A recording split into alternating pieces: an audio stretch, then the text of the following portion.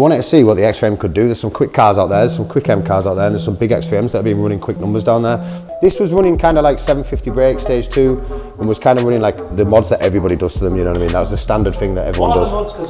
Just intake, downpipes, box map, engine map, you know what I mean? And then a couple of daft little bits.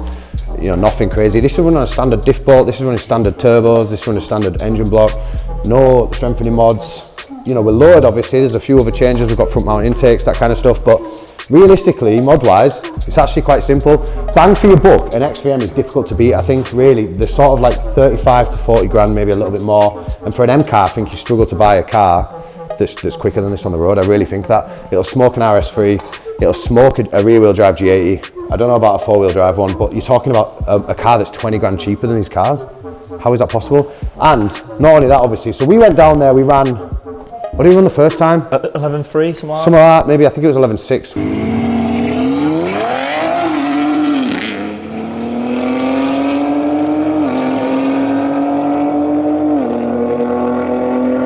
Like 780 brackets or something. It ran well. Disappointing. Yeah, it ran well, but we wanted quicker numbers. We wanted a 10-second time. So then we went back to the drawing board. You know, we came back here a couple of weeks later. We seen there was another run what you brung. There was another event on. We said, right, we're going to make some changes to it, and we're going to take it back down again. And that's where really we went a bit mental. So I rang my boy Reese, shout out R44 Performance in Wembley. He came up. Well, we went down to see him. He said, Matt, we can do 2 options. We can do big turbo upgrade, but then you've got a few other changes you need to make. If you do the turbos, you've got to map the box, you need to strengthen the box, you're talking another 5 grand just to strengthen the box, probably. Or you can do port injection. Not many people have gone that route, port injection wise, so we went down that route. That cost, you know, a few grand. We probably put 4 or 5 grand into it, and we ended up with Dark Horse tuning it from the Ukraine. And shout out Dark Horse Tuning, the guy pushed some crazy numbers. This was Tom Wrigley before stage 2. And it was just nowhere near as aggressive. Don't get me wrong, I love Tom Wrigley, like my G80's Tom Wrigley, but you know, for a clean map and for a guy that was proper like dialing it in, Tom's the man. But we wanted pure power, pure boost, just absolute chaos. That's what we wanted. We wanted aggressive map, aggressive setup, and as much power as we could. So we got in touch with R44. They said, yep, no worries, come down. We've got a port injection kit for a G80, not even for an X3M, on the shelf. Come down and get it. Make it fit. We bodged it on. Shout out MK Performance Tuning. He fit that for us probably in about 24 hours. 24 hours, yeah. You know, we're talking. You guys went down on Tuesday night. On the Tuesday. By Friday, this car was running, done and dusted, and ready for mapping.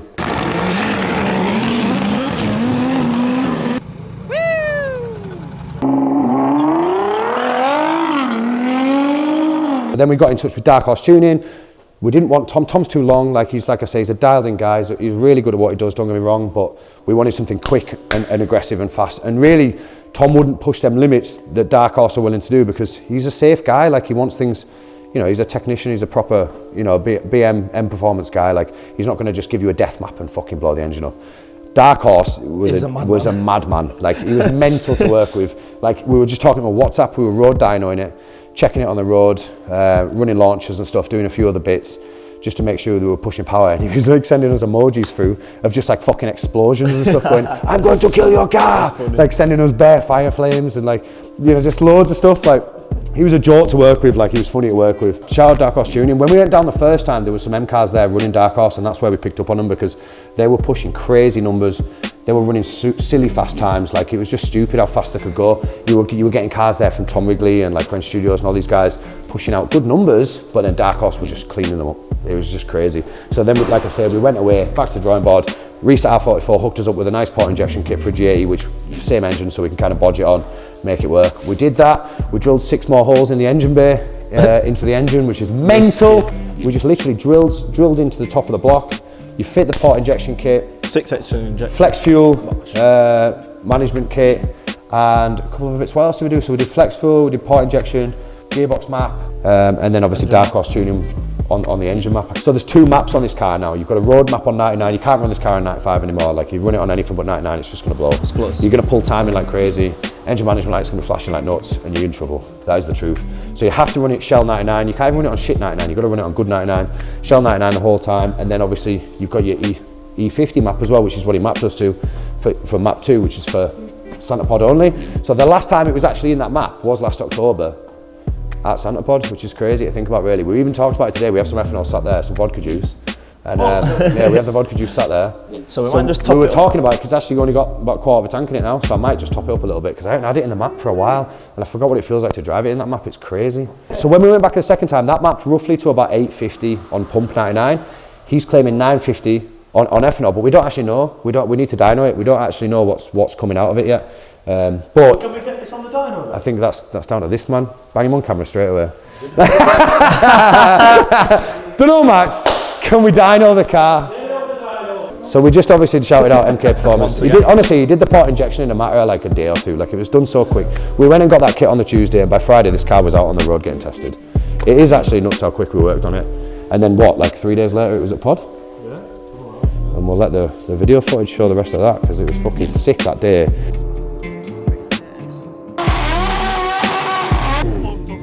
Got full on tinnitus now.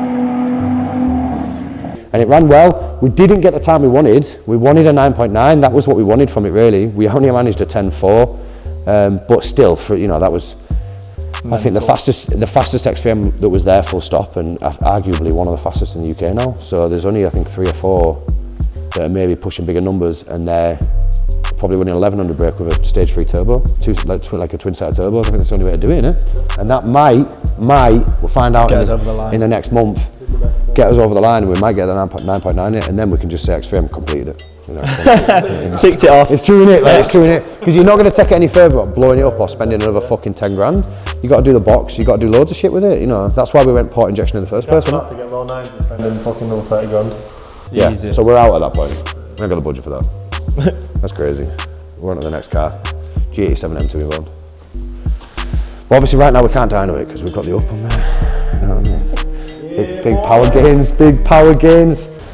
Oh. Get on the dyno! So Bamar Get on the burnout. dyno! Max dyno it. Bamar burnout, but can't do a burnout. Mad. Go on, straight on. Go on. Feel free to knock him out. Go on, mate. Right. Stop.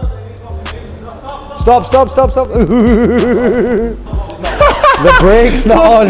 Look where the paint's torn off because of his Just fucking P plates, or L plates. To me. I've got a blend. Look at the fuel cap. Oi. There you Stop. go. That's it. Done. Wow. What a fuel cap. What a fuel cap. I bet you've never had a car that powerful on there. Can we power it up? Can we do it? Just spin it. Just so it makes a noise. Oh, okay. It'll come straight off. What if I hold it? I remember that. No, we weren't racing. No. To media training. We've been doing illegal activities. We weren't racing. We never raced on the streets. A bit of the track only. We've learned our lessons. You can only go this big. Oh, have you? But I remember that dream that I had about us racing. Oh, yeah. Yeah, and that You was were in the G-Wagon. Yeah, that was pretty nice, It got off, I remember.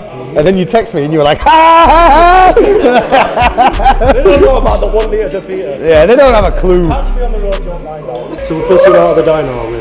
Fair enough. You don't want to see the power. How do you put fuel in? How the fuck do you put fuel in this? That's where the L plate goes. Right, it's got factory tinted this. Factory tints! Hey! Not only that. What the fuck? Yo, come oh, on. get in here. Are you taking the piss? Bro, look. I reckon I could. What do you know about dingers, my boy? Alfie's in the boot. I joked it, and then you don't. I'm being kidnapped. I'm going to see a review of the best nurse car you can buy.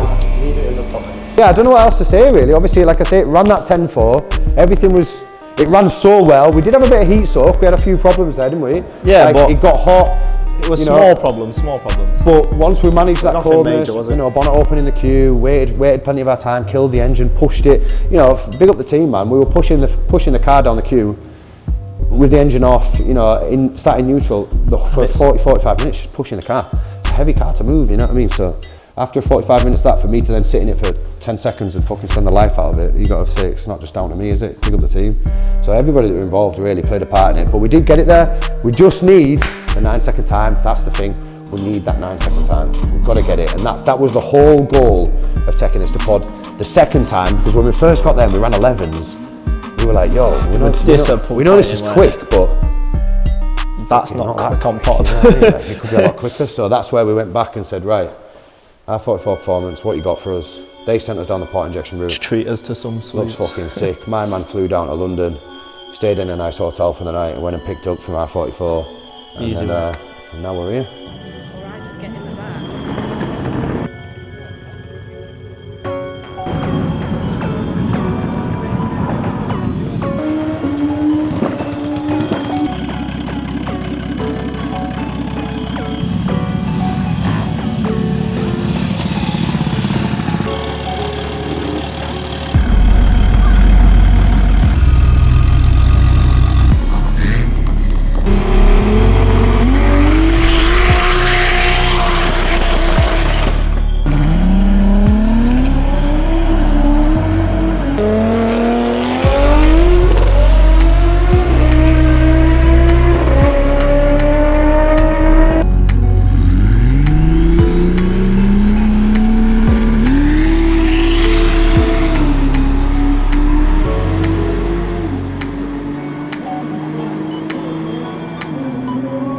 Yeah, obviously LLF was there with the new, not gonna lie, he must have put the shits up Marky because he went to run that car. No, everybody knew that he was gonna take the record. Obviously it's a 4-wheel drive, 15 or 1600 brake, can't remember car.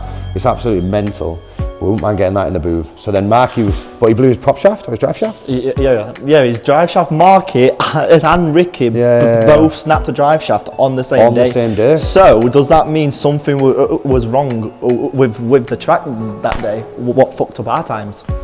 No, I think just they were running such big power. When you're running that much power, you're bound to have issues. There were changes that probably need to be made.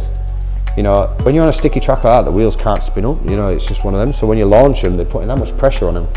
I'm not surprised they went fucking bang. It's one of them, isn't it? You're going to always do it. On a road, it's different. That's why, the car will have been fine when LLF and Marky and stuff, when they're testing on road, it's fine because they'll allow a little bit of play, but so just spin on whereas on prep track, it's fucking different ball game. It's different. We did a couple of burnouts there just to get a bit of heat in the tyres. So and to be fair, but even I was scared. That was the point where I was thinking, right, we need the time, because anybody that's been a pod will know, you're running, but then you've got 45 minutes between your runs kind of thing while you're waiting a queue. So really in the full day, you're getting 4 or 5 runs, maybe 6 runs max if you're queuing all day. That's if you don't go watch yourself, you don't go get any food. It's just one of them. Pod need to speed that up really. I don't know how they do that. Maybe stop letting all the motorbikes come on the same days, just saying. But then we'd be all right. If there wasn't fucking 150 motorbikes every time you try to send your car, then you'd be all right. Just split the days up. Just split the days up. Saturday run what you brung car, Sunday run what you brung bike. What's hard about that? Yeah, what do we know? So it's one of them. So you're running and running, desperate to get that time down. So we were trying everything by the end of it.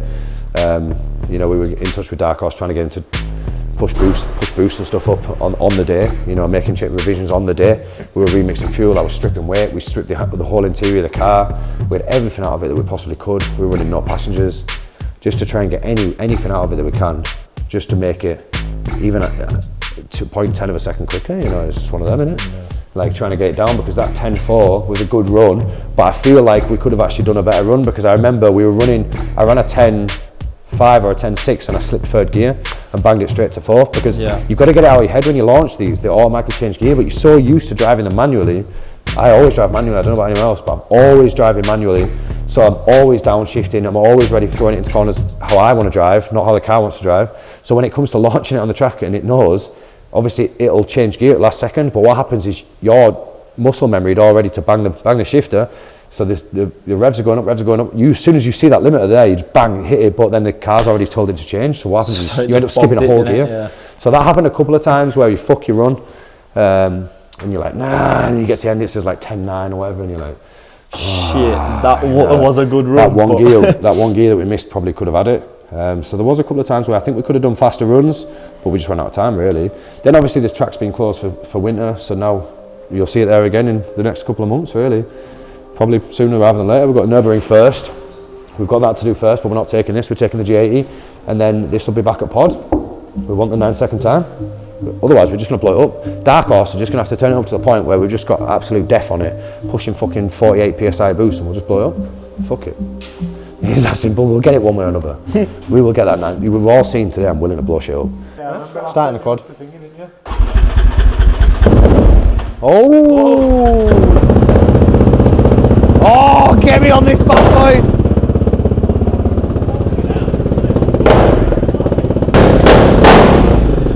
Oh, it's been a while, you know. It's been a while since I heard that noise. Oh, let's bodge something in it, so we can have a little ride on it. Screwdriver. No, these are fun. Touch his bum.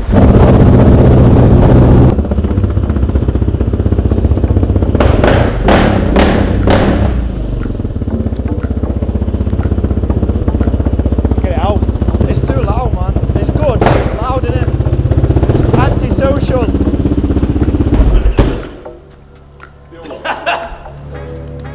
No.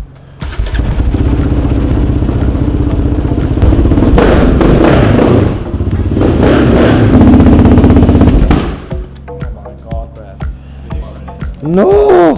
What about we ride it with the jump pack on? I haven't heard this run for about 18 months.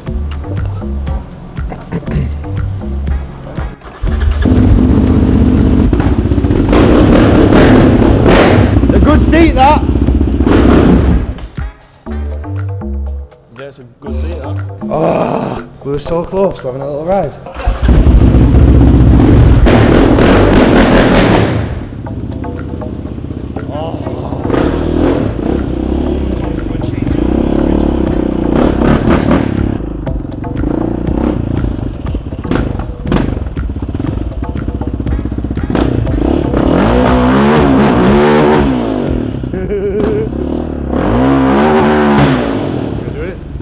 Trying to burn out. That's like the holy grail of quads. I think he's trying to burn out. It's dead, bro. Do a burnout. I was gonna. Gosh, what is going on? What is going on? Nah, I don't like it now. Well, that would be what I wanted.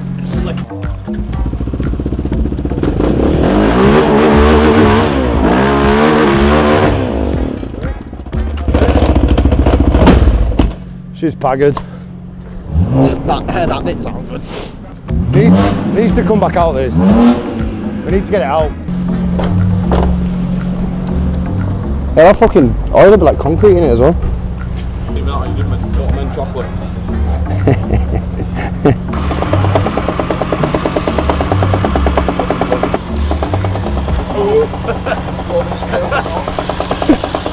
Fix it!